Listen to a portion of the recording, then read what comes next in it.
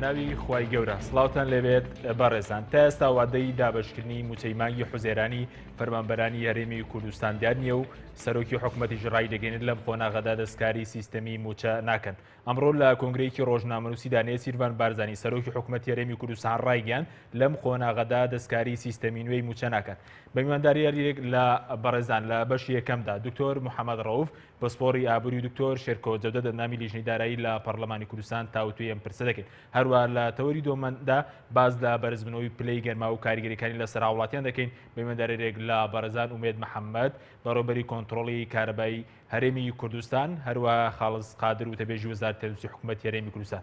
لە بەشی یەکەمدا سەرەتا ڕاپۆرتێک دەبین. تا ئێستا وادەی دابشکردنی نووموچەی مانگی حوزێران دیار نییە و نێچیروان بارزانی دەڵێت پێداچنەوە بە سیستەمی موچەدا ناکەین. دوای تێپەڕبوونی 90 ڕۆژ بەسەر مانگی حوزێراندا داڵگوێسە دیارنێکی حکوومەتی هەرێم نیوە موچەی فەرمانبەران دابش دەکات. نێچیروان بارزانی سەرۆکی حکوومەتی هەرێم لە کۆنگرێشی ڕۆژنامەنووسیدا ڕایگەیاند ئێمە لەم قۆناغەدا دەستکاری سیستەمی موچەی فەرمانبەران ناکەین. سەرۆکی حکوومەتی هەرێمیش وتی بەرزبوونەوە نرخی نەوت کاریگەری زۆری نەکردوتە سەر داهاتی هەرێم و ئێمە پێشوەختە قەرزێکی زۆرمان بۆ دابینکردنی موچە کردبوو.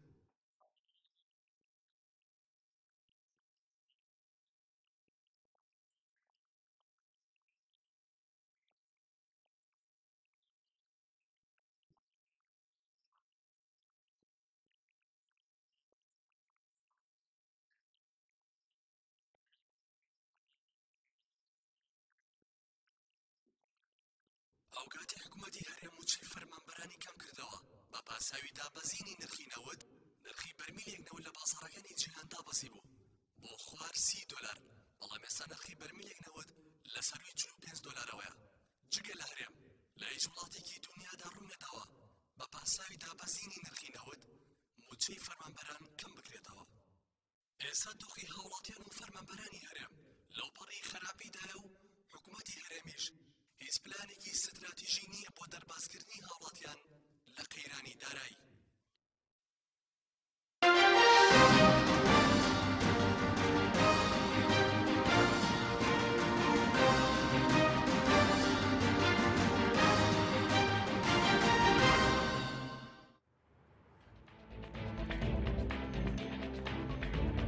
دووبارە سڵاوتان لەبێت بەڕێزان سوپاس بۆ ئامادەبوونتان.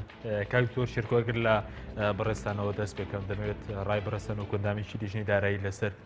لێدوانی ئەمڕۆی سەرۆکی حکوومەت بزانین کە باسی لەوەکەت لەم خۆناغەدا دەستکاری سیستەمی موچە ناکەن و بەرزبوون و نرخی نەوت کاریگەری زۆری لەسەر داهاتی هەرێم دروست نەکردەوە. بەناوی خۆی بەخشندە و میهرەبان دیارە بە قەناعەتی من یعنی هەروەکو لە سەرەتای دەستکاریکردنی موچەشەوە ڕامگەیاند کە مەسلەی کەمکردنەوەی موچەی فەرمانبەران مەبدەئە لای بڕیاردەرانی حکوومەتی هەرێمی کوردستان نەک ئەوەی کە یعنی مەبدەیەکە بەوەی کە ئەو ڕێژەیە کە $750 میلیۆن بوو کە ماگانە ئەبوایە بۆ فەرمانبەراندا برایە بە زۆری ئەزانن بەرامبەر بە 5 میلیۆن هاونیشتیمانی لە هەرێمی کوردستانە. بۆیە ئەوە مەبدەئە کە ئەبێ کەم کرێتەوە بۆ حدودی 400 بۆ $430 میلیۆن کە ئەمە ئەو پاشەکەوتەیە کە ماگانە فەرقەکەی واتە نزیکەی $270 میلیۆن ئەمە ئەبێ بە پاشەکەوت و ئەبێ بە ئیلتیزام لەلایەن حکوومەتی هەرێمی کوردستانەوە ئەگەر بە پێی یاسا ئیش بکرێ بەرامبەر بە فەرمانبەرانی هەرێمی کوردستان. بۆیە هەر لە سەرەتاوە من خۆم ڕامگەیان بەوەی کە ئەم مەوزوعە مەبدەئە یعنی مەوزوعەکە ئەوە نییە کە بڵێ دۆخەکە چاکیش بێتەوە و داهاتی نەوت زۆر زیاتریش بێت لەمەی کە ئێستا هەیە و داهاتی هەرێمی کوردستانیش زۆر لەمە زیاتر بێت لەمەی کە هەیە. من پێم وایە بەنسبەت فەرمانبەران و قطاعی حکومی ئەو بڕی کە $430 میلیۆن تا $450 میلیۆن ماگانە لەوە زیاتر ناکە و حکوومەت پێی وایە کە ئەبێ سیاسەتی دارایی بەو شێوەیە بێ کە موچەی فەرمانبەران کەم بێ بۆەوەی کە بتوانێت پەل بەهایە بۆ بەشەکانی تر. هەر بێ لەوەش ئەو کاتێک کە نرخی بەرمیلی نەوت بە $25 بوو ئێمە پرۆپۆزڵێکمان پێشکەش کرد بە حکوومەتی هەرێمی کوردستان بەوەی کە بە داهاتی ناوخۆ و بە داهاتی نەوتەوە ئەکرێ یعنی داهاتی حکوومەتی هەرێمی کوردستان نزیک ئەبوو لە $700 میلیۆن. ئێستا پاشەکەوت $430 میلیۆن. لەبەرەوە بە دڵنیاییەوە داهاتی حکوومەتی هەرێمی کوردستان ئێستا زیاترە لە سیستمی پاشەکەوت کە $430 میلیۆن مانگانە بەڵام ئەوەش ڕاستە کە حکوومەتی هەرێمی کوردستان ئەبێ باجی هەڵە استراتیژیەکانی ڕابردووی بە ئەبێ باجی ئەو عقدانە با کە بە هەڵە کردوێتی کەیژیان لەگەڵ داناغاز و 2 میلیارد دلاری پێدۆڕان بەپی محکمەی بەریتانی و ئێستا بۆ بە ئیلتیزام لەسەر حکوومەتی هەرێمی کوردستان ئەبێ تعویزی ئەبێ ئەو قەرزانەی کە هی کۆمپانە نەوتەکانە لە لای بیاتەوە ئەبێ ئەو قەرزانەی کە حکوومەتی هەرێمی کوردستان کردێتی لە تورکیا و لە شوێنەکانی تر ئیلتیزاماتی بەرامبەر بە بڵێندەران ئەمانە ئەبێ بیاتەوە. بەڵێ بەڕێز بۆچی دەڵێن مەبدە ینی بۆچی مەبدە بەسمە قەناعەتە یعنی قەناعەتە وەزعی دارایی چاکیش بێتەوە من هەر لە سەرتاوە ڕامگەیانەوە ینی پێ دوای وەزعی داراییش باشیش بێتەوە قەناعەتم وانە کە حکوومەتی هەرێمی کوردستان لە 430 بۆ 450 میلیۆن دلار زیاتر تەرخانکە بۆ موچەی فەرمانبەران قەناعەتم وانە بەڕاستی و داتاو ڕقەمەکانی جوا ئەڵێن و ئەم سێ چوارمانی ڕابردووش کە نرخی نەوت بەرز بۆەوە ئەوە تا ئێستا گەیشتۆتە حدودی 45 دلاریش بەڵگەیە لەسەرەوەی کە تا ئێستا دەستکاری موچەی فەرمانبەران نەکراوە دلیلە لەسەر ڕاستی ئەو بۆچوونەی کە دەمێکە ڕامانگەیان و ڕۆژ بەدوای ڕۆژ ڕاستێکی سەر بەڵێ سوپاس دەکەم دواتە گەرم وڵاوی کاک دکتۆر محەممەد ئەگەر بێمە لای بەڕێستان وەکو پسپۆرەکی ئابووری خوێندنەوەتان بۆ مەسلەی ئەوەی کە ئەمڕۆ سەرۆکی حکوومەت ڕایگەیان ناتوان لەم کاتەدا دەستکاری سیستەمی موچەکان سەبارەت بەوەش کە ئێستا هاوڵاتیانی هەرێمی کوردستان مەسەلەن گرفتی وێڕای گرفتی دارایی گرفتی ئاو گرفتی کارەبە هەموو گرفتیان حکوومەت پلانێکی تۆکمەی هەبووە بۆ دەربازبوون لەم قەیرانە؟ بەڵێ سەرەتا سڵاو لە بینەرانی بەڕێز لە ڕاستیە ئەمڕۆ ئەو تەسریحی بەڕێز سەرۆکی ئەنجومنی وەزیران کە بیستمان خەڵکی تووشی شۆک بوو بێئومێد بوون لەو تەسریحە یعنی بەڕاستی ماوەیە کە خەڵک بە ئومێدەوە چاڕوانی ئەوەکەن چکە هەندێ دەموباس تەسەڕۆبی کرد کە لەوە چێت حکوومەتی هەرێمی کوردستان سیستمی موچە دەستکاری بکات و کەمێ لەو بڕینە کەم کاتەوە بەڵام پێچێت حکوومەتی هەرێمی کوردستان قەراری دابێت ئەو سیستمی موچەی کە دایناوە بەردەوام بێ لەسەری چکە لە ڕاستیە ئەوەی کە پێویترە حکوومەت یعنی من بە حکوومەتیشی نازانم چکە حکوومەت جهێتێکی عامە بۆ خزمەت گەیاندن بە خەڵکی ئەبێ ئیش بکە بەڵام ئەمەنە لە ڕاستیە یعنی نخبەیەکن فئەیەکن یعنی مەسئول نین لە خەڵک لە ڕاستیە یعنی خەمیشان خەمی خەڵکی نییە خەمیان خەمی دەستگاکانی خۆیانە خەمیان دروستکردنی دەوڵەتێکی مڵکانە کرێ دەوڵەتێکی ڕێعی کە یەکسانە بە دەوڵەتی دیکتاتۆری تۆ سیرکە ئەو لایەنانیکەوە یعنی مەسەن پێگەی دەسەڵاتیان ئەهێڵێتەوە بەهێزیەکە دەستکاری موچەکانیان نەکردووە ڕاستە یعنی مەسەن پێشمەگە پێویستە ئاسایشی گشتی پێویستە بەڵام لە هەمان کاتیشە یعنی ئەو خەڵکەیکەوە لە دام و دەستگا حکوومیەکانە ئیشەکات ئەوانیش خزمەت گوزاری گشتی پێشکەشەکەن یعنی من سوپا و ئاسایشم بۆچێ بۆ خزمەت گەیاندن بە خەڵکی نییە ئەگەر خەڵکی تۆ لە برسا بکوژی یعنی موچەی بەبڕیت تۆ ئیشەکە چییە یعنی باشە بۆ دەڵێ سەرۆکی حکوومەت خەڵکی بێ ئومێدکەنی خەڵک چاوەڕێ و لەگەڵ بەرزبوون نرخینە و دەستکاری پاشەکەوتی موچە و سیستەمی موچە بکرێت بەڵە خۆ ینی هەر لە سەرتاوە لە سەرتا ئەم ساڵەوە ینی خۆیان وتیان ئێمە ئێستا ئەم سیستەمی موچەیە دانین موچەی خەڵکیە بڕین ئەگەر بێت و نرخی نەوت بەرز بێتەوە هەر مانگجارێ هەر دوو مانگجارێ ئێمە پیاداچوونەوەکەی یعنی طبعاً ئەو کاتە نرخی نەوت 25 دلار بوو تقریبا یعنی ئەم سیستەمی موچەیە دانرا خۆ تقریبا هەر دوای ماوەیەکی کورت یعنی نرخی نەوت بەرز بۆ یعنی مە عملیەکی حسابیە یعنی سپێم سێرە کە بەرزبوونەوەی نرخی نەوت تەسیر ناکاتە سەر داهات چۆن تەسیر ناکات تەسیرێک دەکات باشە بەرزبوون و نرخی نەوت بۆ سەرداهات بە دڵنیایەوە تەسیر دەکات چکەمە وڵاتێکی یعنی هەموو داهاتە گشتیەکان لە داهاتی نەوتەوە سەرچاوە گرێ یعنی تۆ ئەگەر لە سەدا 95 زیاتری ئەو داهاتانی کەوا هەتە لە ئەنجامی فرۆشتنی نەوتەوە بێت ئەگەر نرخی نەوت بوو بە دوو ئەوەندە مەفروزە داهاتەکە تۆ زیاد کات ئەکید داهاتەکە زیاد دەکات بەڵامەوەیە ئەو داهاتی کە زیاد دەکات تەرخانی ناکەن بۆ خەڵکی تەرخانیەکەن بۆ ئیلتیزاماتانی وەکو چۆن دکتۆر شێرکۆ باسی کرد بۆ ئیلتیزاماتیان پێدانەوەی قەرز و دۆڕاندنی ئەو محکەمانی کەوا کراوە لەسەر حکوومەتی هەرێمی کوردستان ئەوە هۆکارەکە وای کردووە یعنی سیستمی موچە باشە سەبارەت بە پلانکی ئێستا هیچ پلانێکە بوو لە سەرای قەیرانی دارایی بۆ تێپەڕان بۆ دەربازبوونی هاوڵاتیان پلانی حکوومەت پلانی استراتیژیە بووە لە ڕووی ئابووری و داراییەوە خۆی پلانی هەبووە بۆ بڕین یعنی شتێکی معلومە ینی ئەو پلانی کە هەیبوو موچەی خەڵک ببڕێ بڵێ جێبەجێی کرد و ئەو پلانەکەیتی پلانی ئەوەی نییەکەوە یعنی ژیانی خەڵکی چاکە چکە بە دلیلی ئەوەی نەوت بەرزە بێتەوە داها زۆرە بێ ئەو سیستمی وچەوەکو خۆیڵێتەوە نەخێت پلانی نەبوو بۆ چاکردنی بارودۆخی دارایی خەڵک بارودۆخی دارایی گشتی زیاد کات تەسیری نابێ بۆ سەر باشکردنی بارودۆخی خەڵکی و موچەخۆرانی حکوومەتی هەرێمی کوردستان. بەڵێ زۆر باشە کاکتۆر ئەگەر بینێ سەرەوەی تا چەندێک بەرزبن و نرخی نەوت کاریگەری هەبووە لە سەرەتای خێرانیدارەتە ئێستا لەسەر داهاتێرم بە لە سەدا چەند ئەوەی کە بە ڕێزت چاودێری بە زیادی کردووە. خۆی بە ڕقەمەکان بۆمان دەرەکەوێت کە کاتێک 25 دلار بوو بۆ بەرمیلێک ئێستا 45 دلارە بۆ بەرمیلێک واتە زیاتر لە 140 بەرز بۆتەوە کە لە 140 بەرز بۆتەوە لە بەرامبەرە بە لە 130 موچە داگیراوە یعنی 750 میلیۆن دلارەوە مانگانە هاتۆتە سەر 430 بۆ 450 میلیۆن دلار مانگانە لەم لاوە ئینفاق کەمی کردووە لەو لاوە ئیراد زیادی کردووە یعنی مەسەلە هەرەوە نییە بڵێ کە ئیراد زیادی کردی بێ بەڵێ ئیرادی زیادی کردو ئینفاقیش کەم کراوەتەوە تەقلیساتێکی زۆر کراوە لەناو حکوومەتە زۆرێک لە دام و دەستگاکان کەم کراوەتەوە بەڵام ئەوەی کە گرنگە ئەوەیە کە بڵێ حکوومەت بۆ ئەوەی کە دەرباز بێ لەم قەیرانە پلانی استراتیژی هەبوو بۆ بڕین بەڵام بە بڕای من ئەوە پلانێکە بۆ جۆرێک لە ئینتیحار بە دلیلی چی؟ بە دلیلی ئەوەی کە تۆ مانگانە ئێستا کردوتە بە ئیلتیزام بەسەر خۆتەوە ئەبێ 250 میلیۆن دلار پاشەکەوت بکەی لە 750 میلیۆن لە ئەسلی 750 میلیۆن دلار بۆ فەرمانبەران ئەوە کە حەقی فەرمانبەرانە ئێستا لە لای حکوومەت بە قانون بەڵێ کە ناوی ناوە پاشەکەوت ئەمە تاکەی ئیلامەتە یعنی مانگێک 250 میلیۆن 4 مانگ واتە ملیارێک 8 مانگ یعنی 2 میلیارد دلار ێ باشە یعنی ئەمە تاکەی تا چۆ ئەم نزیفە تا چۆ ئەڕوا ئەمە جۆرێکە لە ئینتیحار ئەگەر حلێکی خێرای بۆ دیاری نەکرێت یعنی چۆنە بە ئینتیحار بۆ حکوومەت یان بۆ خەڵک بۆ حکوومەت طبعاً کە حکوومەت دواتر ئینیاری کرد بۆ خەڵکیشە بۆ چونکە ئەم 250 میلیۆن دلارە هەموو مانگێ کۆی پاشەکەوتی ئەو پارەیە کە لە فەرمانبەران ئەبڕێ مانگانە و ئیلتیزامە لەسەر حکوومەت ئێستا حکوومەت هیچ حەلێکی نییە بۆ ئەو پاشەکەوتە یعنی 4 مانگە پاشەکەوت بەکارهێرە ئێستا ملیارە دلار قەرزاری هاونیشتیمانیانە حکوومەت ئێستا فەرمانبەران پاشەکەوتێک کە بەتەنیا پاشەکەوتەکە چەندەوەی کە ئێستا حکوومەت 50 میلیۆن دلار مانگانە لە ئەسلی بەڵێ 4 مانگە 250 میلیۆن دلاری حکوومەت ئێستا ئیلتیزامی هەیە بەرامبەر بە موچەخۆرانی وەکو پاشەکەوت ئەبێ بیان نات ئەمە ئاوا بڕوا تاکەی یعنی ئێسەوە ملیارێ دلار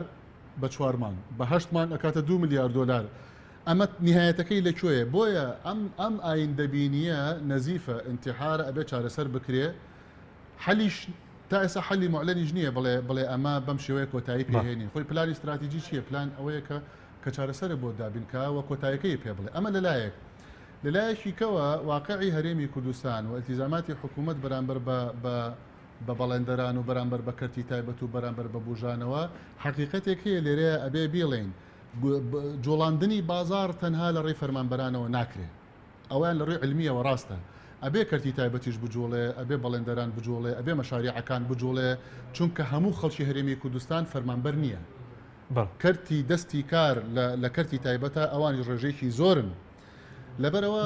ئەوە لە ڕووی علمیەوە ڕاستە بەڵام لە ڕووی واقعیەوە تۆ بتێ و نەتوێ ئەمە بۆ بە حقوق چارەسەرەکەی ئەبێ بە قانون بکرێت چارەسەرەکەی ئەبێ بە پەرلەمان بکرێت لەگەڵ پەرلەمانە ئەمانەی کە کراوە ئێستا ئەم بڕین و ئەمانە هیچی یاسایی نین ئەم پاشەکەوتە هیچی یاسایی نیە چونکە هیچی بە فلتری پەرلەمانیە تێنەپەڕێتەنانەت دەستکاری بەعضی شتیان کردووە لە موچەوینی فەرمانبەرەکان کە ئەبێ بە مەسە موچەی ئیسمی ئەبێ بە قانون دەستکاری بکرێت مخصصات صلاحیەتی ئەنجومەنی وەزیرانە ئەمان چون دەستکاری ئەوانەشیان کردووە لەبەرەوە شتەکان نایاسایی ئێستا بەڕێز وت داهات هەرێمی کوردستان لە چاو ئەوەی کە لە مانگیەکی ئەم ساڵ بە پاساوی دابەزی نرخینەوت موچەی هاوڵاتیان کرد بەنیوە ئێستا داهاتەکە لە سەدا چل زیادی کردووە داهاتی نەوتێرن بەڵێ بە دڵنیایەوە لە 25 دلار و حسابی بکە هەتاوەکو 45 دلار بڵێ 40 دلار بزانە چەند ئەکاوە ڕێژەی سەدیە و هاوکێشەی بیرکاریە هەر کەسێک ئەنی پێ دوایە ئەگەر نەوت بچێت بۆ 6 دلاریش پێ دوای دەستکاری ناکەنەوە من قەناعەتم وایە هەر لە سەرەتاوە ڕامگەیانوە 6 مانگ لەمەوە پێش ینی ڕامگەیانوە کە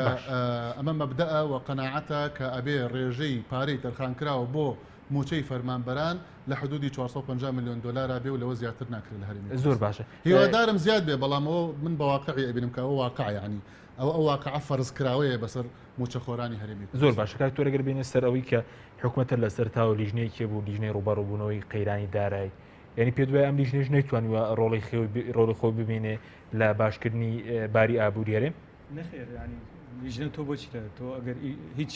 ڕوبەڕووبوونەوەیەک نەبێ بۆ بەرەنگاربوورەوەی قەیران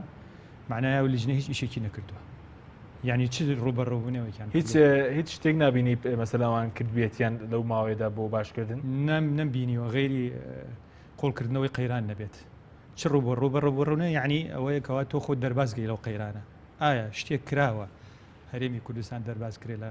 قەیرانی دارایی وەڵامەکە نەخێر هیچ ئیشێک نەکراوە بە ینی بە ئاراستەی ئەوەی کەەوە قەیرانی هەرێمی کوردستان لە ڕوویدارەوە زۆر باشە چارەسەر چییە مەسەرەن کەیت هەنگاوێک دوای ئێمە دوای ئەو ماوە زۆر هەنگاو نەدرابێ بۆ چارەسەر وڵات ینی ئێستا ئەیندی هەری دارایی هەرێم بەرەو ئارەستێکی نادیارە بەڵێ ینی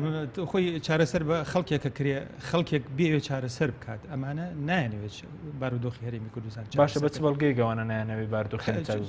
چونکە لە ڕاستیە ئەمانە خەمی وڵاتیان نیە خەمی خەڵکیان نییە ئەگەر وا بووە ینی مەسەلەن ئاهاتن ینی مەسەلەن لەگەڵ بەرزبوونەوەی نرخینەتە ئەوانی شتێک ینی ئەو پاشەکەوتێکەوە هەیە ئەو بڕینەیەکەوە هەیە کەمیانە کردەوە چەمان ینی من بەڕاستیش ینی قەناعەتم بەم دەسەڵاتە نییە چارەسەر بکە چارەسەر بەمانە ناکرێت چکەمانە پیاوی چارەسەرکردن نین چکە ئەمانە ئیش بۆ خۆیانەکەن بۆ خەڵکی ناکەن بۆ وڵاتی ناکەن چارەسەرنی بەکێ چارەسەر دەکرێم دۆخە ئابووریە لە کوردستان ینی بە کێ چارەسەر دەکرێت وڵا بێ بارودۆخەکە بگۆڕێت یعنی بێ ئەم سیستەمی حکومڕانیە بگۆڕێ بەڕێی من ئەگەر تۆ چارەسەر دەیە ئەمانە پیاوی چارەسەر نین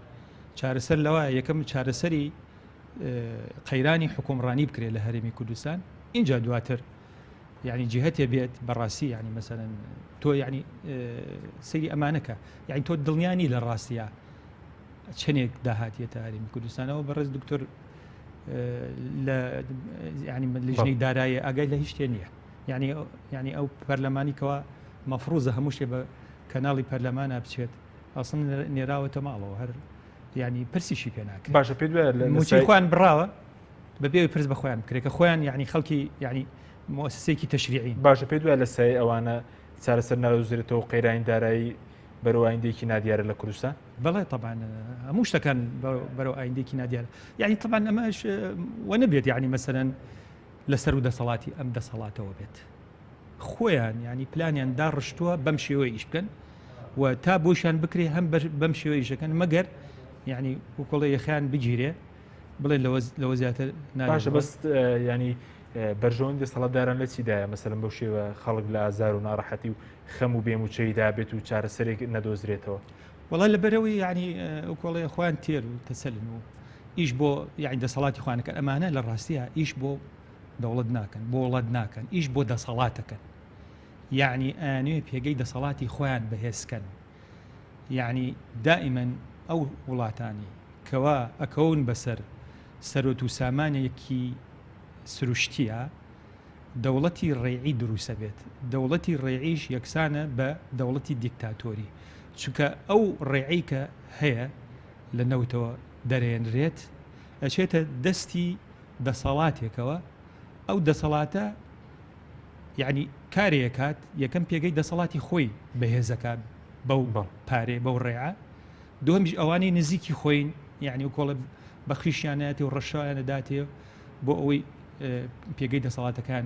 بەهێز بێت و یعنی مەسەلەن خەمی ئەوان نییە وڵات پێش بخەن و حتا یعنی نایشیانێ لە ڕاستیە کۆمەلگا یعنی هۆشار بێتەوە زیاتر چکە ئەوان ئەزان ئەگەر کۆمەلگا زیاتر هۆشار بێتەوە لەوانەیە پێگەی دەسەڵاتیان لەرزۆک بێ لەبەرەوە سیستەمێک دروستەکەن سیستەمێکی تەواو فاسد دیکتاتۆری کە پێگەی دەسەڵاتیان تا بێ زیاتر بەهێزکەن لە جیاتی ئەوەی بیانوێ ئابووری وڵات گەشە پێ بدەن چکە ئابووری وڵات ئەگەر گەشەی کرد ینی ئەو سەرۆت و سامانە مڵکانە کرێ ئەو ڕێعە ئەگەر هێنایەن بەکارێنهێنا لە گەشە پێدانی ئابووری وڵاتە لە جۆرا و جۆرکردنی ئابووریە ئەو کاتە لە جیاتی ئەوەی یعنی خەڵکەکە ملکەچی ئەوان بێکە پارەکە بەدەستی ئەوانە یان بەوان ئەگەر وڵات يعني ڕزگاری بوو لە مڵکانە کرێ لە دەوڵەتی ڕێعی ئەو کاتە یعنی مەجبورە حکوومەت بکەوێتە ژێر کاریگەری خەڵکیەوە لە جیاتیوی خەڵک بکەوێتە ژێر کاریگری ئەوانە یعنی زۆرگەر هەموو پارەکان لای دەوڵەت بێ لای حکوومەت دەبێت لای دەسەڵات بێ ئەتوانێت ینی ڕکێفی خەڵکی بگرێت جڵەویان ڕاکێش زۆر باش تەگرم کاک دکتۆر سەبارەت بەوەی کە ئێستا پێ دوایە داهات یاریێمی کوردستان بە نەوت و بەداهاتی ناوخۆ و تەنکەربۆری زۆر زیاترە لەو سیستەمە کە حکوومەت دایناوە بە ناوی پاشەکەوت و ئەوەی کە بەڕێزوتت لە نزیکە بە 430 میلیۆن دلار خۆی چۆنە ئێمە لە لێژنەی داراییە ئێمە خۆمان بەرنامەی ئەوماندانە کە موچەی پلە تایبەت هەرچیکی لێ ئەکرێ بە باشی ئەزانین کەم کرێتەوە بەڵام موچەی خوار پلە تایبەت ئەوانە دەستکاری نەکرێ لەبەرە خۆمان بەدەستی خۆمان ئێمە موچی خۆمانمان کەم کردەوە لە پەرلەمان و داوامان کرد کە کەم کرێتەوە لە پەرلەمان ئەویان زۆر کێشەیەک نییە بەڵام ئەگەر تۆ بڵێ باشە حەلی سیستماتیکی چۆنە ئەتوانی نمونەی مەسەلەن یۆنان و ئەو وڵاتانە بینینەوە کە بە هەمان قەیرانە ڕۆیشتون و بەڵام چیان کردووە حکوومەتی منەظەم حکوومەتێک کە شەفاف بێ لەگەڵ میلەتی خۆی و لەگەڵ خەڵکی خۆیان یەک نەخشە ڕێگایەک ئیعلان ئەکا ئەڵێ من داهات ئاوا بەرزەکەمەوە ئینفاق و خەرجی ئاوا کەمەکەمەوە لە دەرەنجامە بە ئەوەندە مودەی زەمەنی من دەستکاری ئەم شتانە ئەەکەم ئەمە کەمەکەمەوە ئەوە زیاد دەکەم لەو خاڵەیە لەو کاتەیە لەو مودە زەمەنیە من ئەتوانم ئەم قەیرانە چارەسەر بکەم ئەمە پێوترێ حلولی سیستماتیکی کە تۆ ڕوون بێ و ئیعلان بکرێ و بوترێ کە من ئاوا چارەسەری یەکەم بەڵام کە ئەمە ناکرێ دنیاە گومان دروست ئەبێ و گومانەکانیش بە بەڵگەت تاکید ئەکرێتەوە من پێشەوەی بێمە ئەم بەرنمەیەوە پەیوەندیان پێوە کردم و پێیان ڕاگەیاندم کە هەندێک لە کۆمپانیا نەوتیەکان تەنانەت لەگەڵ ئیداری ئەو شوێنیان ڕێئەکەون چونکە لە عەقدەکانە ئەوە هاتووە کە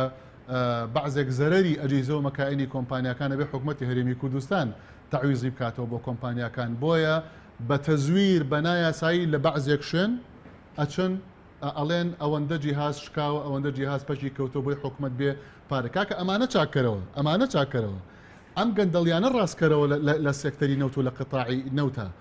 ئەو هەموو کولفە بەرزەی کە لە زۆرێک لە کۆمپانیاکان ئەکرێ بە ماڵ بەسەر حکوومەتی هەرێمی کوردستانە بڕغوێ بە دۆلارێکە لەسەر حکوومەتێکن بە $10 و بە $20 حسابێکن و ئەبێ پارەکان بۆ سەرف بکرێتەوە لەسەر کۆست و کولفەی مەشاریعەکان کە لە عەقدەکان هاتووە عەقدەکان ڕاستکەنەوە کە بە ملیارەها دۆلار سەرۆت و سامانی ئەم هەرێمی کوردستانی تیا بە هەدەر ئەڕوا لەویا پارە هەیە بۆەوەی کە داهات بەرزکەیتەوە نەکبێ ئاوا موچەی فەرمانبەران بەو شێوەیە دەستکاری بکەی کە هەمان زای وەزعی هەرێمی کوردستان لە چه ئاستێکایە لەبەرەوە بەڕاستی کە حلول ئیعلان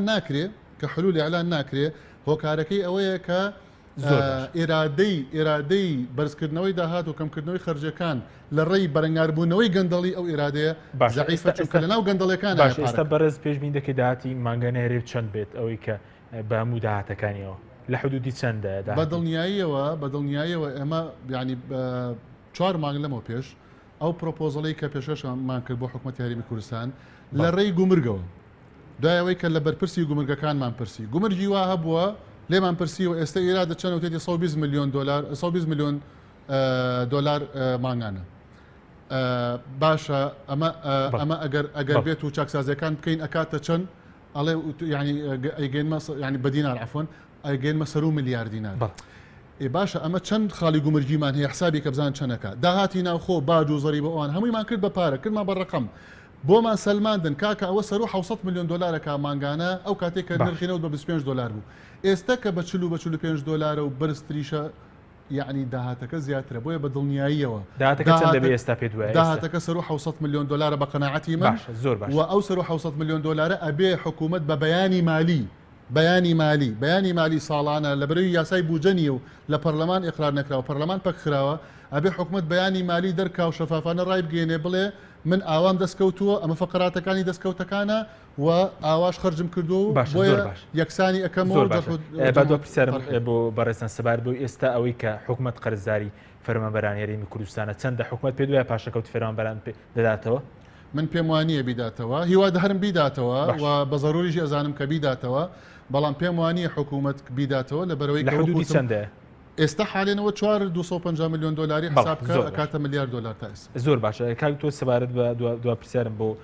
بەڕێستان ینی پێ دوای ئەوانە پابندی بەڵێنەکەی خۆشیان نەبوون کە باسییان لەو لەگەڵ بەرزبوونی نرخینەوت دەستکاری پاشەکەوت دەکەن یعنی کۆڵێ واقع بخێنەرەوە نەخێر پابند نەبوون یعنی لەگەڵ دەستپێکردنی ئەم سیستمی مجاوتیان هەموو جارێک مانگە جارێ دوو مانگ جارێ لەگەڵ بەرزبوونەوەی نرخینە تا ئێمە پێداچوونەوەکەن بە سیستمی بڕینی موچە تاوکو ێستا هیچ دیار نیە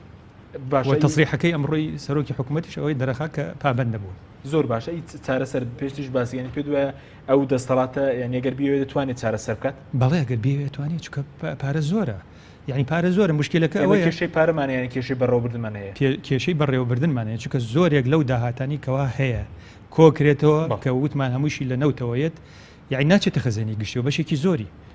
يعني بۆ خۆیان بە لە ڕاستیە یعنی تۆ سیر کە مثلەن مؤسساتی ئیعلامی خۆیان يعني مثلا موچیان کەم بۆتەوە نەخێر کەم نەبووتەوە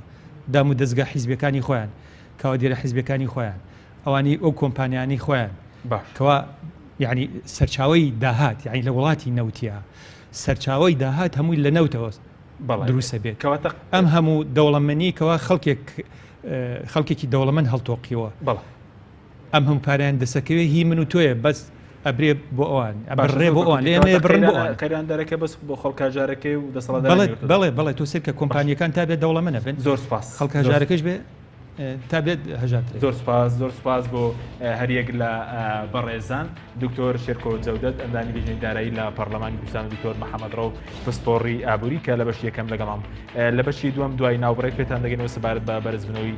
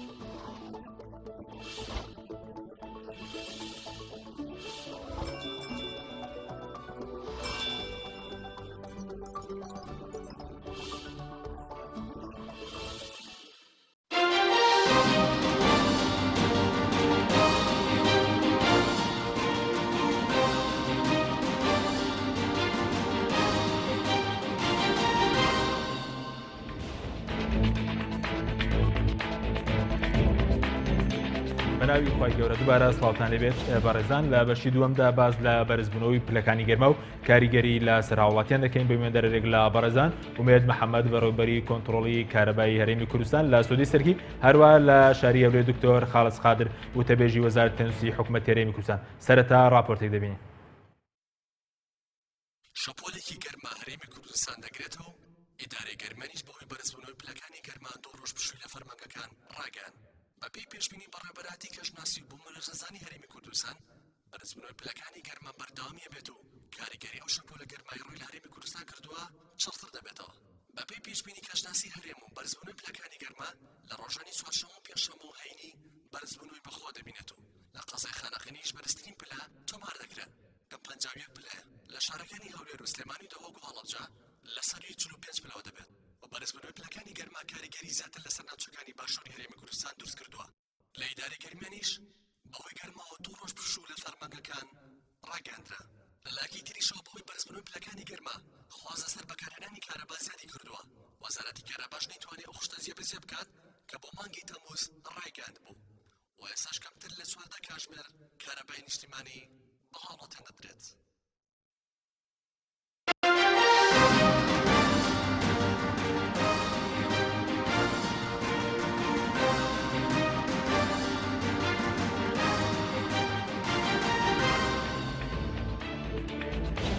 دووبارە سڵاوتان لەبێت بەڕێزان کاگونێت بەخێر بێن سوپاس بۆ ئامادەبوونت. ئەگەر سەرەتا لەوە دەست پێ بکەین بەرزبوونەوەی پلەکانی گەرما چ کاریگەریەکی لەسەر کەرتی کارەبا لە هەرێمی کوردستان دروست کردو؟ بەڵێ زۆر سپاس. دیارە ئێمە چەندین بەرنامەمان لەسەر ئەمە کردووە بە تایبەتی لە وەرزی هاوینە کە خواست بەردەبێتەوە لەسەر بەکارهێنانی وزەی کارەبا ڕوبەڕووی هەمان حاڵەتی گرفتی ساڵانی پێشووە بیرەوە تقریبان توانین بڵێن بارودۆخان هەمیان هاوشێون. بەڵام پلەکانی گەرما کاتێکە بارودۆخی نائاسایی تێپەڕێنێ واتە نزیکە بێتەوە لە 50 لەسەر 45ەوە بەپێی سەندەراتی جیهانی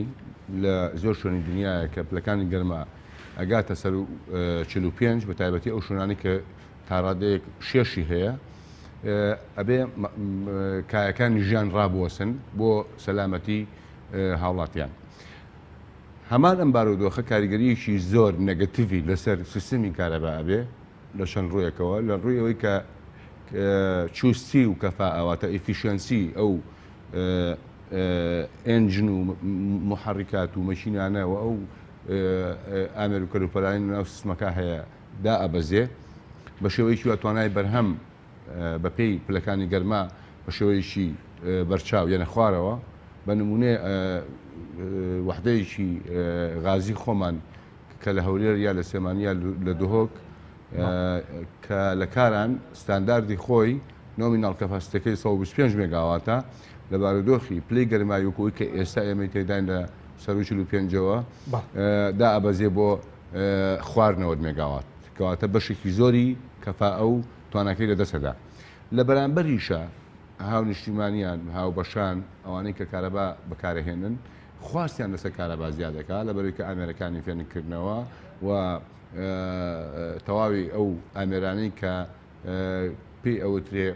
خۆشگوزەرانی لەوەی کە دەرباز بن و با بڵێن کاریگەری گەرمیەکە لەسەر خۆیان کەمکەنەوە پەنا بۆ بەکارهێنانی و ئامێرانە بن کە بە کارەبا کارەکە کە ئەمەش لە هەمان کاتا پەستانێکی ترخاتەوە سەر تۆڕی کارەبا و لەسەر توانای بەرهێنانی کارەبا. باشە زۆر باش. ئێستا بە دیاریکراوی چەند مێگاوات لەگەڵ بەرزبوونەوەی پلەی گەرما خواستی بەکارهێنانی کارەبا لە پارێزگاکانی هەرێمی کوردستان زیادی کردووە؟ ئێمە هەر حەزم لێ بوو بۆ وەڵامەکەی جەنابەت تێکەڵ راپۆرتەکەی بکەم. وەزارەتی کارەبا کە راپۆرتەکە دەڵێ لە نەیتوانی بەرنامەی خۆی جێبەجێکە بەڵێ تا ئەم دقەیەش توانێتی بەرنامەی خۆی جێبەجێکە، بەڵام ئەوەی کە لێمان تێکچوو ئێمە لە سەرەتای مانگا وتمان 4 کاتژمێر کارەبا دێن بە هاو نیشتمانیان، بەڵام هەتاوەکو هەفتەی ڕابردووش ئێمە لە سەر و 16 ساعت و 7 ساعت کارەبامان داوە. واتە لە سەر و پلانەکەی خۆمانەوە ئێمە هەموو توانەکانی خۆمان قسۆتە گەڕەوەی کە بتوانین زۆرترین کارەبا بین بە هاوڵاتیان. ئێستا دوای ئەم پلەی گەرمایە تقریبن هاتنێتەوە بۆ 4 یا نەختە زیاتر. ئەگەر ینی تێکچوونەکەی ئێمە لە زۆرەکەیە نەک لەوەی کە بڕیارمان لێدا بوو. بەڵام کەمتر نیە لە 4 کاتژمێر ئێستا؟ نەخێر. لە سلێمانیش لە هەموو شوێنەکانی هەرێم چەند کاتژمێر ئێستا کارەبا؟ ئێستا بەلای کەمەوە بەپێی ئەوەی کە ئێمە حسابمان بۆ کردووە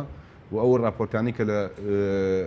بڕین داتا و راپۆرتەکانی کە لە کۆنتترۆلی پارێزگاکانە بۆ ئێمەیە بەرامبەری ئەو مێگاواتەی کە دابشکاوە بەسەریانە هیچیان لە 15 کاتژمێر و 4 کاتژمێر کەمتر نەبووە. باشە سوپاس دەکەم دەگەرم لای بەڕێز. ئەگەر بچینە شاری هەولێر لای کاک دکتۆر خاڵس. کاک دکتۆر زۆر سوپاس بۆ ئامادەبوونت لە بەرنامەکەماندا. ئەگەر سەرەتا باز لەوە بکەین بەرزبوونەوەی پلەکانی گەرما لە ڕووی تەندروستیەوە چ کاریگەریەکی لەسەر هاوڵاتیان ئێوە ئێوەکو وەزارەت ڕێنماییتان چیە بۆ هاوڵاتیان؟ بەڵێ زۆر سپاسان دەکەم سپاس بۆ دەرفەتەش دیارە بەرزبوونەوەی پلەکانی گەرما کاریگەری لەسەر لایانی تەندروستی کاریگەری ڕاستەوخۆی هەیە لەسەر تەندروستی تاکەکە وەروە کاریگەری ناڕاستەوخۆشی هەیە و کاریگەری ئەو گەرمیەش لەسەر هەر تاکێک پەیوەستە بە یەکەم تەمەنی کەسەکە لە بەرەوەی جیاوازە لە کەسێک کە تەمەنێکی کەمی هەبێ و منداڵ بێ لەگەرەوە کەسانێک کە بە تەمەنن وەروە کاریگەری لەسەر ڕەگەزی مێینە لە ژن زیاترە لە پیا وەروە و کە زیاتریش لەوانەی کە ئافرەتی دووجیانن وەروە لەو کەسانەی کە قەڵەون و ئەو کەسانش کە نەخۆشە درێژخانەکان بە تایبەتی نەخۆشیەکانی دڵ و نەخۆشیەکانی سینجیان هەیە ئەگەرنا بۆ کەسێکی تری ئاسایی بە پێی توانای کەسەکە بۆ خۆگونجاندن لەگەڵ بەرزبوونەوەی پلەی گەرمیەکە دەتوانێت زۆرێک لە بەرگری و خۆڕاهێنان بکا لەگەڵ ئەو پلەگەرمیەی کە هەیە ئەگەر قسە لەسەر کاریگەریە ناڕاستەوخۆکان بکەین سەرەتا کاریگەریە ناڕاستەوخۆکانی بەرزبوونەی پلەی گەرمی لە سلانی تەندروستی بریتی دەبێت لە یەکەم زیادبوونی ئەو نەخۆشیە گوازراوەکان بە تایبەتی ئەو نەخۆشیانەی کە لە ڕێگەی گوێزەرەوەی نەخۆشیەکان ئەوەی مێش و مەگەز و یاخود ئەو کە پێی دەڵێن ڤێکتەرەکان کە نەخۆشی دەگوازنەوە لە ئاژەڵەوە بۆ مرۆڤ یان لە سەرچاوەیەکی ژینگەییەوە بۆ مرۆڤ ئەوانە زیاتر دەبن کاریگەری دومیان بریتی دەبێت لە زیادبوونی و نەخۆشیانی لە ڕێگەی ئاوە دەگوازرێنەوە لەوانە بۆ نمونە نەخۆشی کۆلێرایەکی کە لەو نەخۆشیانە وەروە ئەو نەخۆشیانەی کە لە ڕێگەی خواردنیشەوە دەگوازرێنەوە بەهۆی زیادبوونی ڕێژەی پیسبوون لە خواردن و ژەهرایی بوون بە خواردن وەروها ئەو نەخۆشیانەی نەخۆشی هەستەوەریەکان چکە لەگەڵ بەرزبوونەوەی پلەی گەرمی ڕێژەی ئەو مادە هەستەوەریانەی کە لە نێو هەوادا هەنا لە ژینگەدا هەنا زیاد دەکەن ئەوە ژوا دەکا و کەسانێک کە هەستەوەریان هەیە وەزعیان خراپتر بێ لە کاتەکانی در کاریگەری ڕاستەوخۆکانی ئەوە دەبێت کە هەر لە ناڕەحەتی دەست پێ دەکە ناڕەحەتێکی دەرونی بوو ئەو کەسە تا کاریگەریە سووکەکانی کە لەوانە دەبێتە هۆی پەڵەی سوور لەسەر پێستی کەسەکە لەوانەیە سەر هەڵبداتن وەروە ژانی ماسوولکەکان هەندێک جار تووشی حاڵەتی ئەگەر بەردەوام بێ و کەسەکە نەتوانێت خۆی بگەێنێتە شوێنێک کە خۆی فێنی کاتەوە یاخود توانای لەشی کەسەکە توانای خۆگونجاندنی لەدەست بدا دەبێتە هۆی شەکەت بوون بە گەرما کە ویش کۆمەڵێک نیشانە هەیە دوای ئەوە قورسترین حاڵەتیان ئەوەیە کە دەگاتە ڕادەی لێدانی خۆر لە کەسەکە کە ئەگەر بێت و چارەسەری بۆ نەکرێ لەوانەیە لەو حاڵەتە بێتەوەی مردن و جان لە دەستدانی کەسەکە بەڵێ زۆر باشە دیارترین ئەو نەخۆشیانەی کە ئێوە پێشبینی دەکەن کە لە وەرزی گەرما ڕوبەڕووی هاوڵاتیان بێتەوە کام نەخۆشیانن کە ڕوبەڕووی هاوڵاتیان دەبێتەوە ڕێنمایتان چییە؟ بەڵێ بۆ ئێمە لە کوردستان لەبەرەوەی هەرچەند پلەی گەرمی کە بەرزیش دەبێت تاوەکو ئێستا ئەوەندەی کە هەبووە لە 46 تا 47 پارساڵ ئەو ئەزمونەی هەمان و گەیشتە 50 و کەمێک سەروی 50 لەبەرەوەی ڕێژەی شێ لە کەش و هەوای هەرێمی کوردستان زۆر کەمە ئەوە لایەنێکی پۆزتیڤ و باشی هەیە کەوا دەکاتن کاریگەری گەرما لەسەر تەندروستی مرۆڤەکان هەندێک کەمتر بێتەوە چۆگە ئەگەر بێت و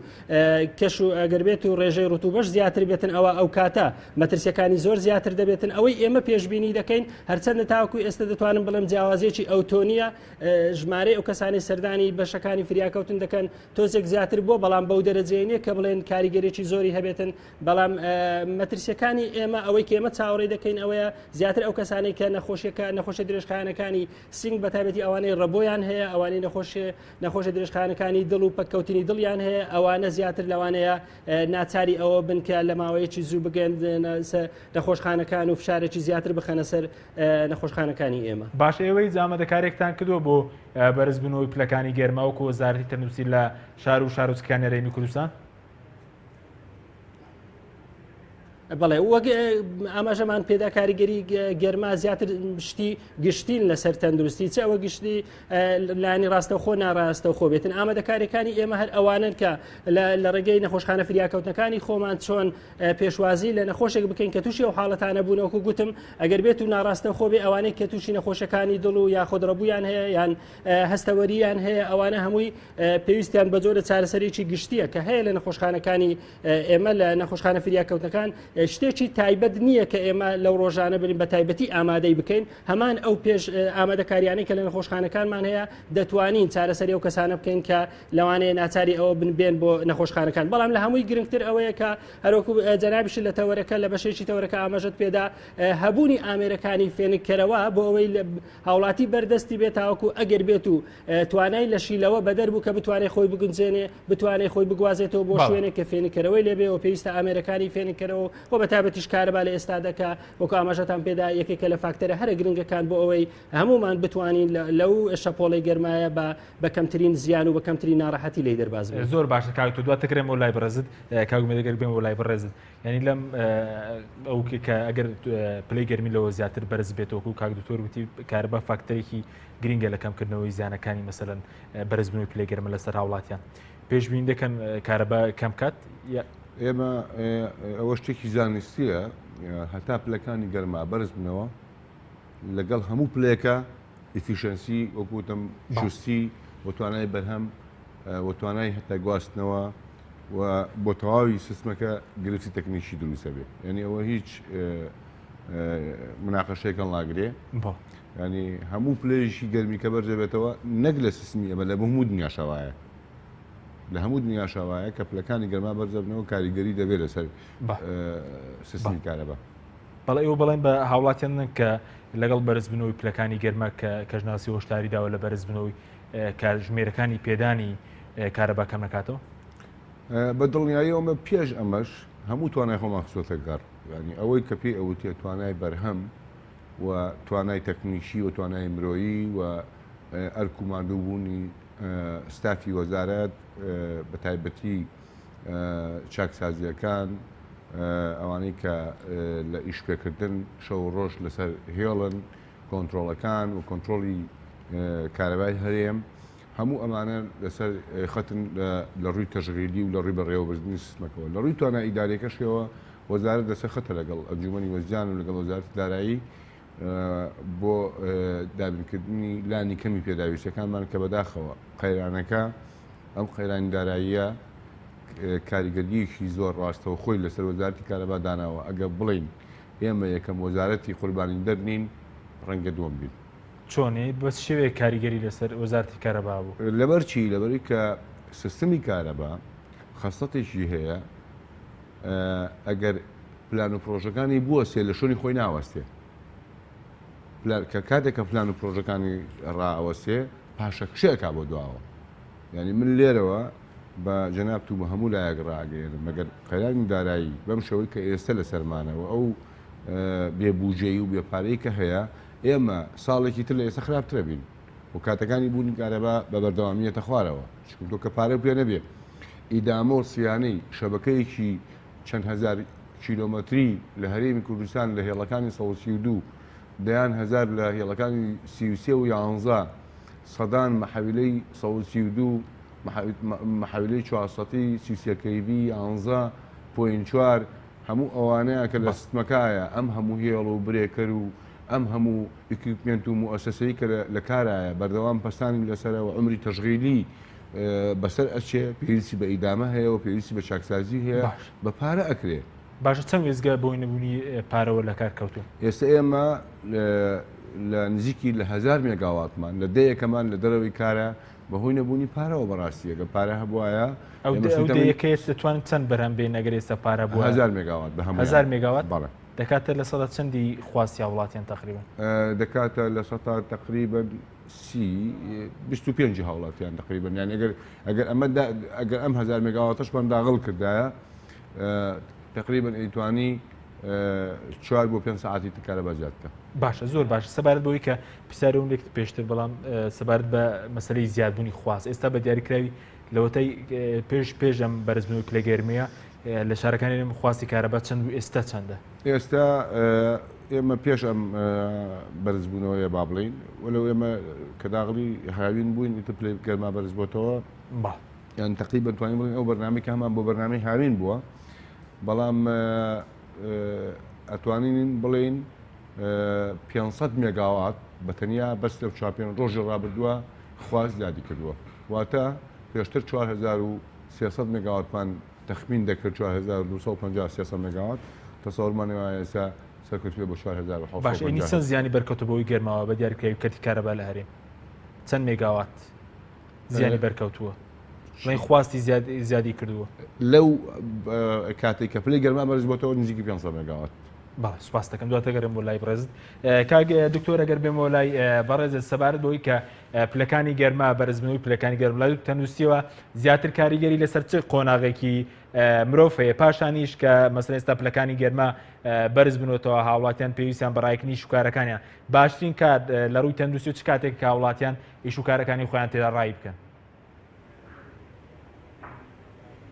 بەڵێ بۆ کەسەکان دیارە و کەسانی کە بەتەمەنن هەموو کەسە بەتەمەنەکان ئەوانەی تەمەنیان لە 65 ساڵ بەسەرەوەیە کاریگەری زۆر زیاتری لەسەریانە بەڵام بۆ تەمەن لە 45 ساڵ بەسەرەوە توانای خۆگونجاندنی کەمتر دەبێت کاریگەری لەسەر و کەسانە زیاترە وەکوول بۆ ڕەگەزیش ڕەگەزی مێینە کاریگەری زیاترە لەسەری ئەو کەسانەی نەخۆشە درێژخایەنەکانیان هەیە نەخۆشی دڵی هەبێ نەخۆشی سینجی هەبێتن یان نەخۆشی شەکرەی هەبێ کۆنتترۆل نەکراوێ ئەوانەی نەخۆشی فشاری خوێنیان هەیە وەروە ئەوانەی نەخۆشەکانی هەستەوەریان هەیە و ئەو کەسانش کە قەڵەون ئەوانە زۆرترین زیانیان بەردەکەوە ئەوانە کەمتر توانای خۆگرتنیان هەیە بەرامبەر کاریگەریەکانی گەرما و لەشیان کەمتر توانێت هەیە خۆی بگونجێنیتن بۆ کاتەکان وا باشە ئەو کاتانە زیاتر بەکاربێنرێتن بۆ کارکردن کە کەمترین کاریگەری گەرمای هەیە و کەمترین کاریگەری ڕاستە خۆی تیشی خۆری هەیە بە تایبەتی کاتە گەرمەکان و کاتانێک کە تیشی خۆر زۆر بەهێزە و لەوانەیە ڕاستە خۆر لێمان بدا لای ئێمە لارێمی کوردستان لە کاتژمێری 12 تاوەکو عەسر ئەو کاتەیە کاتێکی زۆر گونجاونیە ڕاستەکەی بۆ کارکردن تێیدا بە تایبەتی بۆ ئەو کرێکارانەی کە لەوانەیە بکەونە بەرخۆر ئەگەر بێت و بەردەوام بێ بۆ چەند ڕۆژێک لەوانەیە کاریگەری خراپی هەبێ لەسەر تەندروستی وان لێ بکا کە ئیتر نەتوانن بەردەوامی بدەن بە کارەکانیان هەرچۆنێک بێتن پێویستە لەو ڕۆژانەدا هەوڵی ئەوە بدرێتن خۆمان گۆڕینی شوێنمان بۆ شوێنێک کە کەمترین پلەی گەرمی هەبێتن و فێنکتر بێتن ئیتر چ لە ماڵەوە بێتن کامە ژووریان باشترە کامە شوێن باشترە چ لە دەرەوە چ لە کاتی کارکردن هەوڵی ئەوە بدەین و ئەوشمان لەبیر بێ لە کاتی کاتە گەرمەکان خۆماندووکردن کاریگەری گەرما لەسەرمان زیاتر دەکا وا دەکاتن توانایی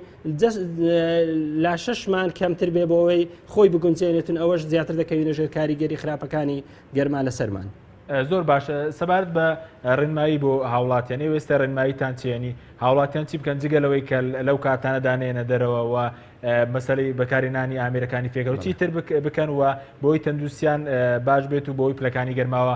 تێک نەچێت لە ڕووی تەندروستیەوە چی بکەن چ جۆرە خواردن و خواردنەوەیەک ینی لە وەرزەکانی گەرما باشە بەڵێ سەرەتا لەبەرەوەی ئێمە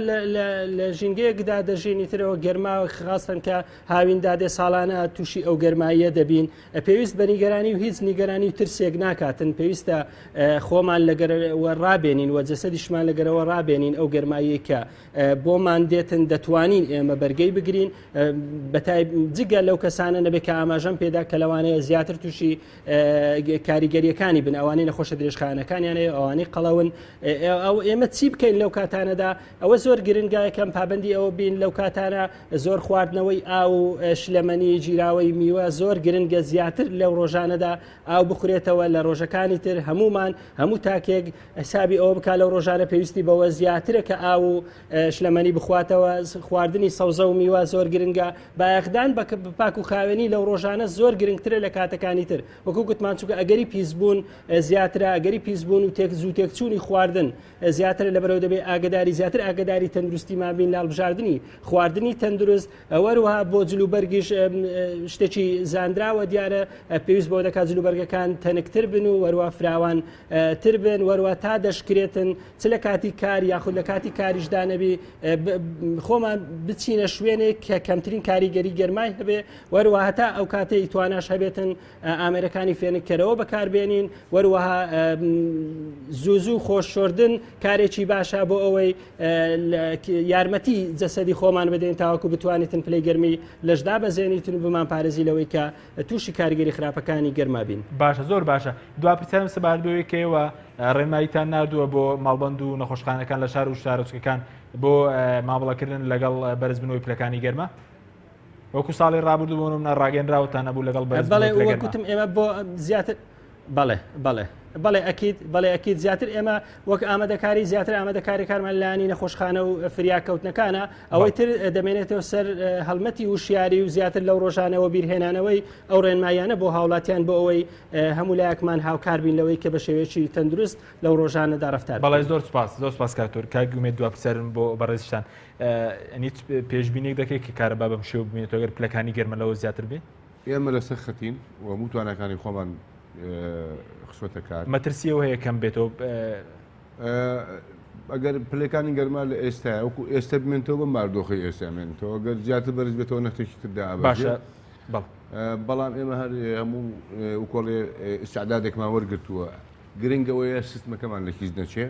کوژانەوەی گشتی ڕوونەیە گرفتی گەورە دروست نەبێت بەڵام چەند جارێک لە حەویلە نەسووتێ ئێستا بەداخەوە ئێمە ئەم شەو لە وێزگەی باشوور لە سلێمانی محەویلەیەک سووتە بەڵام تیمەکانی گواستنەوەی سلێمانی بەڕاستی پێشمەرگانە چوون بەدەم گرفتەکەەوە و بە هاوکاری کۆنتترۆلی ئێمە توانیمان تەواوی ئەو لۆدەی کە لەسەر ئەو محەویلێ بوو نەخنەکەین بۆ دوو محەویلەکەی تر ئێمە ئومێ دەکەین حاڵی تری لە بنەوە ڕوونایەتەوە سەرتاسەری سیستمەکە و پاراستنی سیستمەکە لە هەموو شە گرنگترە ئەگەر کاتەکانی کارەبا مەسەن نیو کارژمێر یا کارژمێرێ کەم یا زیاد ڕەنگە ئەویان